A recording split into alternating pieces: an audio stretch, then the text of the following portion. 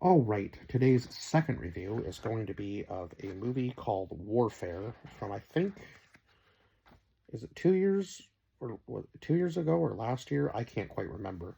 I gave this one a 7 out of 10. I was expecting a little bit more from this movie, honestly, just based on what I've seen from the trailers.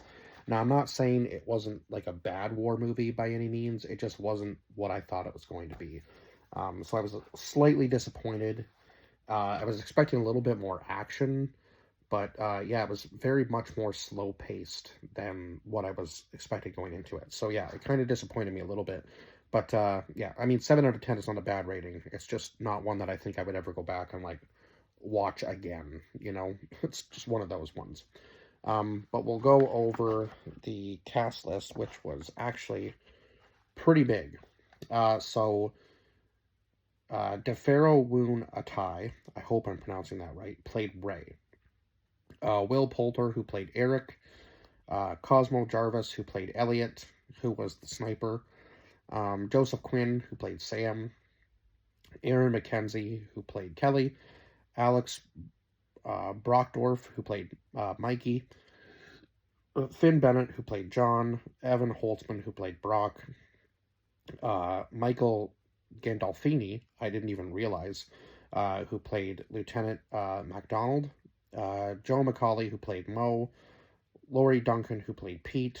Jake Lampred, who played Ted. Oh my god, that I just read, yeah. Um, Sorry, where was I? Aaron Deacons, who played Bob. Henrik Zaga, who played Aaron. Kit Connor, who played Tommy. Noah Centino, who played Brian. Taylor John Smith, who played Frank. Adrian Bradley, who played Sergeant Larenus. Charles Melton, who played Jake, and then Tom Dune, who played AJ. So yeah, it was quite a big cast.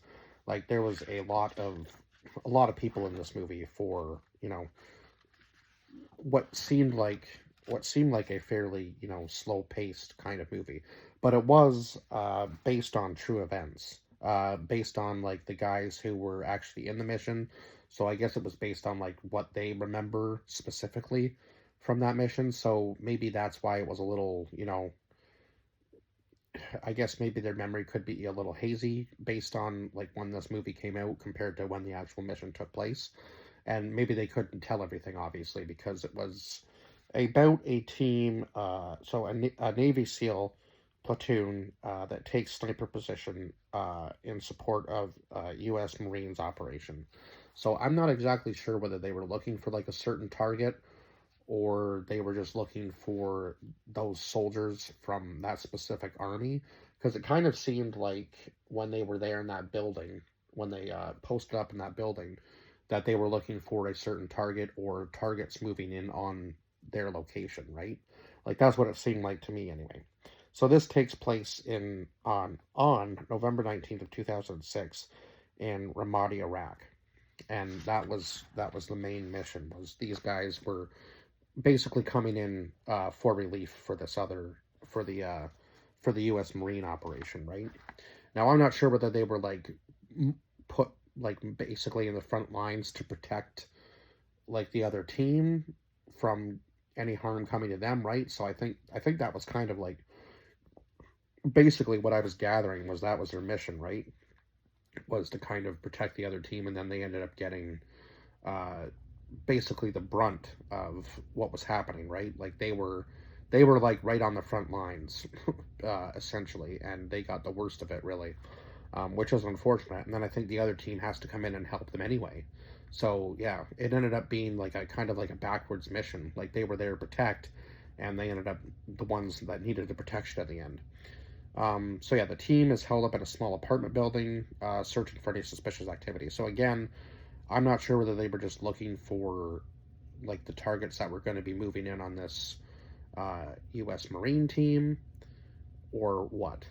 But yeah, so the team believes eventually, after a little while, the team believes that their position may be compromised.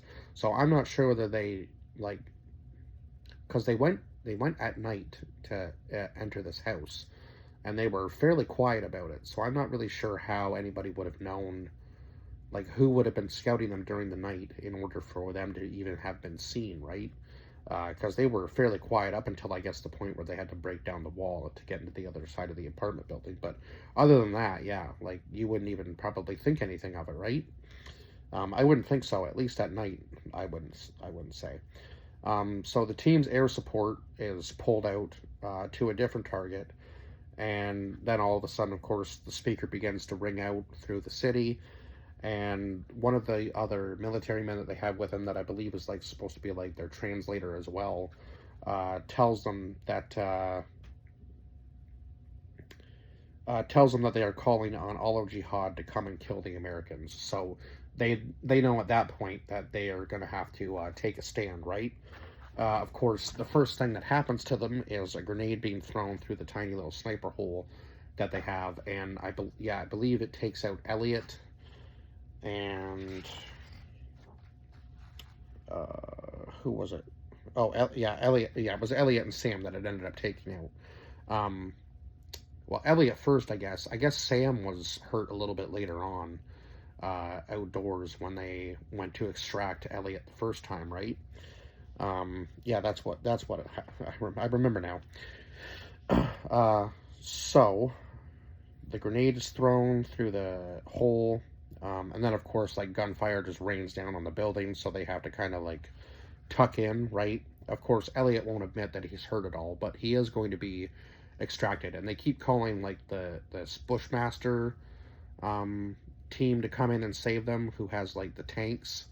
Now I think I believe there might have been 3 in total, because the first time they leave the house to get Elliot extracted out because he's injured, an IED goes off, and I believe either damages the tank or takes it out completely, and then that tank has to roll away, right? Like, there's no way for that tank to obviously extract Elliot safely at that point, so it leaves. So obviously, yeah, that was a huge mess, like just a huge mess of like dust and stuff through the street, and they couldn't see, and you don't really know who's hurt and who's not. Now Sam ends up getting like his legs completely destroyed in that, and I think, yeah, Elliot got it even worse, even after he'd been hit with the grenade inside the house. Like, he got it worse from the IED. So yeah, it was just the 2 of them that were injured, and everybody else seems to be okay. Now, Will's character, Will Poulter's character, Eric, seemed to be a little messed up too. Now, I'm not sure exactly from what.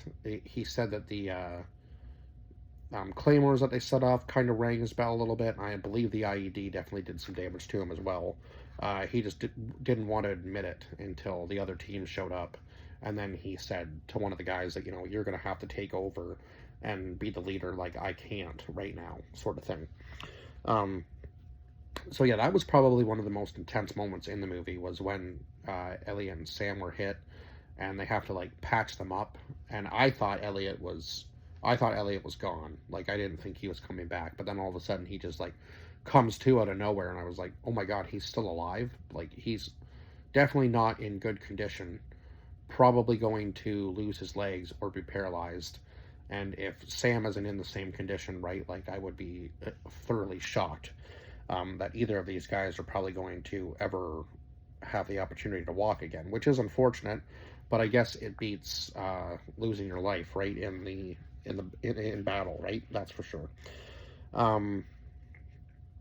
So the team calls in what they called like a show of force, and I thought it was going to be a little bit more deadly, but I guess it's just like the fighter jet kind of flying through the street to scare off, obviously, any of the enemies from like closing in on the house any closer, right?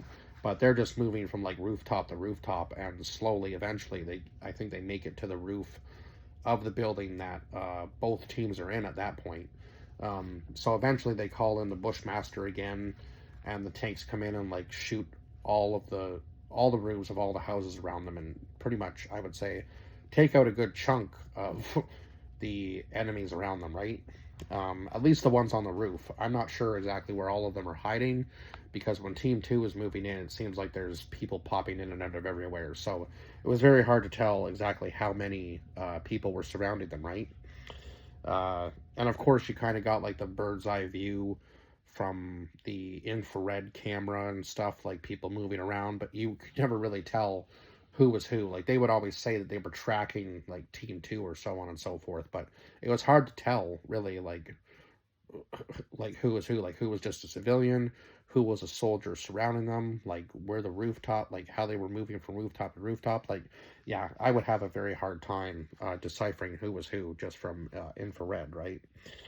Um, Now, where was I? Sorry. So, Team Two calls. Yeah, Team Two calls for the rest of their building to be taken out. Right. I think they called in a I think they called in a couple of shows of forces themselves, right? Like when Team Two gets there to kind of ward off any other enemies or maybe scare some people away. Um, so yeah, the again Bushmaster is able to extract everybody safely. Obviously, the second time around, and the rest of the team gets out of there um, after Sam and Elliot are taken to safety. Right? Bushmaster comes back a third time for them. And I think they did do a third show of force, right? I did have that written down. And at the very end of the movie, um, there's a little thank you there.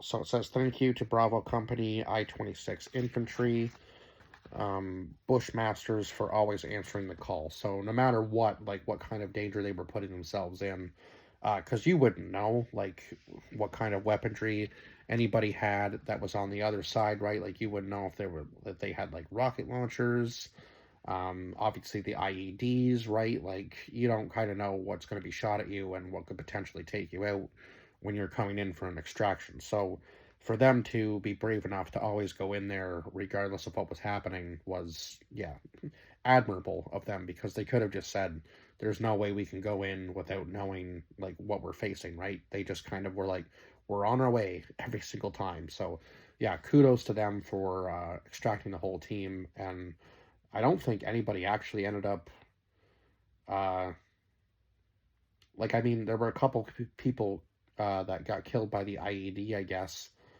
but I mean, most of the soldiers definitely, most of the soldiers made it out of there. So yeah, um, like that could have been a lot more catastrophic, and the whole team could have lost their lives. Like both teams, Team One and Two, could have ended up losing their lives over being pinned down like that. So yeah, I guess it is. Yeah, everybody has their heroes, right? So obviously they had to thank those guys for sure. But yeah, I was just expecting a little bit more out of this movie. It was just kind of like a slower pace than what I thought it was going to be. Not to say that it was a bad movie, it just wasn't my favorite war movie of all time. There are better ones out there, in my opinion. Not to say that this wasn't like, yeah, I think when you're telling a story, sometimes you have to, kind of hype it up a little bit more. But I mean, for this one, I guess they kind of kept it a little bit more down to earth maybe, and yeah, it just wasn't hitting the way I thought it was going to. But anyhow, that's just my opinion of the film. I mean, other people might have loved it, but yeah, it just wasn't my favorite war film of all time. But anyhow, yeah, I guess I will see you guys in the next review. Bye bye for now.